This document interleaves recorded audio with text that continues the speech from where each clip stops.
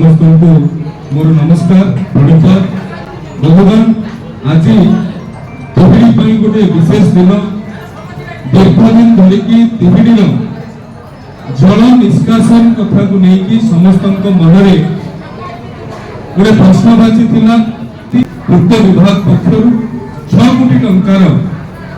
Drainage काम आज आरंभ होती आपण गोटे खुशी कथा इतिमध्य राज्यर मुख्यमंत्री श्री मोहन चरण माझी महोदय तिहिडी को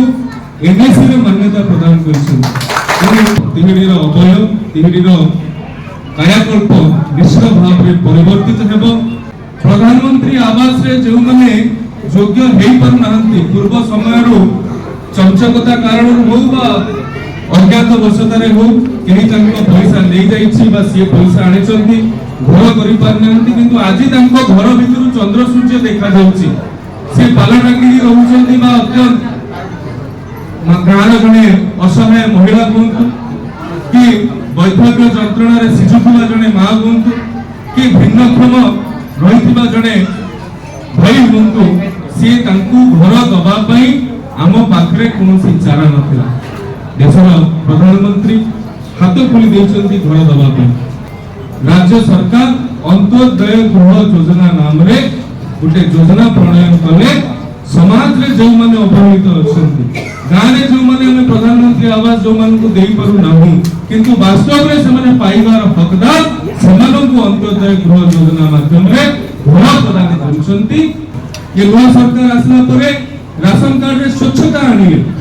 एसी रूम रे रहउतबा लोक राशन कार्ड नउथिले ओडिसा सरकार सेथरे स्वच्छता आनी कि राशन कार्ड के भली भाव रे साधारण लोक को मिली परिबो सेति पई व्यवस्था करिसंती। आज रेकॉर्ड संख्यक 800 लोक को राशन कार्ड प्रदान करा जाय। मधुबाबू पेंशन कथा को नै कि मध्य अनेक लोक मानक मध्य रे ढलांतर थिला ताहा तो मध्य आज 415 जन हिताधिकारी को राशन एथि सहित तिहिडी पंचायत समितिर